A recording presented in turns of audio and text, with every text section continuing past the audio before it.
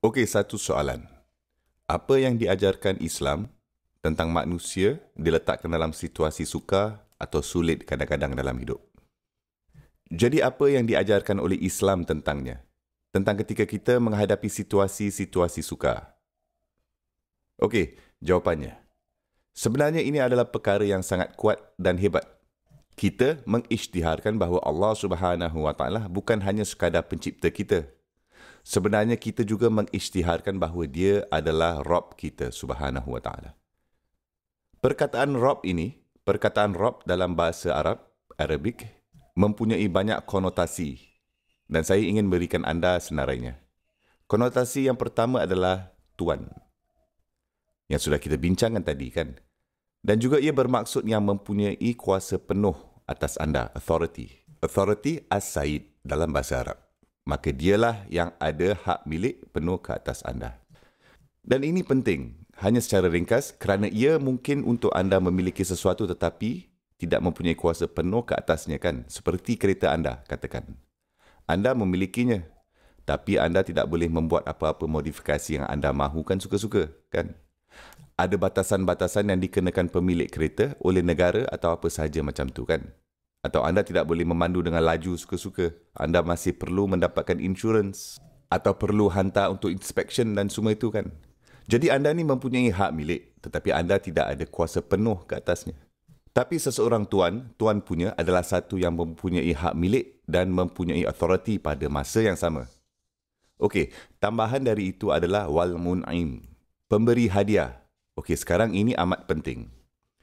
Seorang tuan ketika dia memberikan sesuatu kepada hambanya, itu tidak dianggapkan sebagai pampasan. Tapi majikan pula apabila dia memberi pekerjanya gaji, itu gaji saya kan, saya layak mendapatkannya. Dan jika saya tidak mendapatkannya, saya ada hak untuk mengadu, untuk komplain, tak dibayar gaji untuk kerja yang saya buat kan. Tetapi apabila seseorang tuan memberi kepada hambanya, maka itu dianggapkan sebagai hadiah. Menjadikannya sebagai hadiah pemberian kan. Jadi akidah saya sebagai seorang Muslim adalah apa sahaja yang saya ada dalam hidup ini adalah sebagai hadiah saja. Dan apa sahaja yang saya tidak ada atau apa sahaja diambil balik dari saya sebenarnya bukan milik saya dari mula pun kan. Perkaranya di antara dua ni, hadiah dan papasan atau gaji adalah sebuah hadiah adalah sesuatu yang anda tidak layak terima atau tidak ada hak ke atas. Jika anda tidak mendapatkannya atau tak dapat terima, anda tidak boleh komplain. Kerana hadiah itu bukan sesuatu yang anda sebenarnya layak atau berhak dari mula pun kan. Sekiranya ada yang terhutang pada anda, itu bukan hadiah, itu adalah pampasan macam gaji, betul tak? Masalahnya, kita selalu fikir semua yang kita ada di dalam dunia ini adalah pampasan.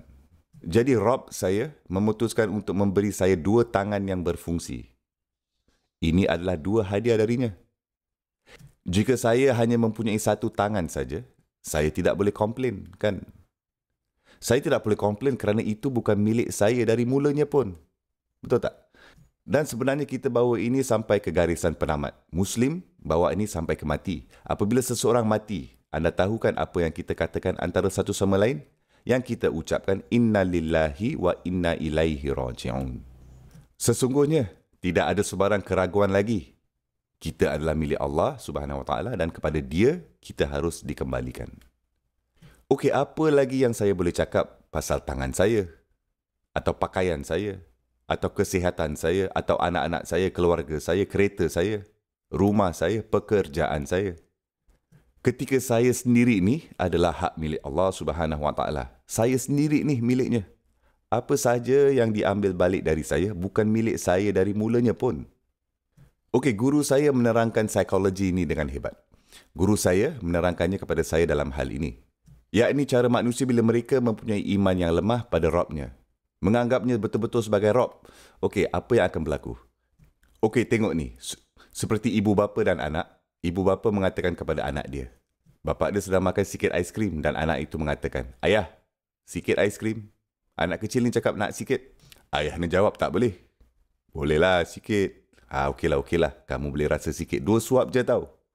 Nah, ambil ni aiskrim. Makan sikit lepas tu bagi papa balik. Anak itu ambil aiskrim tu. Makan sikit, rasa sikit, jilat-jilat sikit. Ibu bapa katakan, okey dah, sekarang bagi papa balik. Apa yang berlaku lepas tu? Kanak-kanak itu mengatakan tak mau. Ini aiskrim saya punya, milik saya. Ini milik saya. Kan?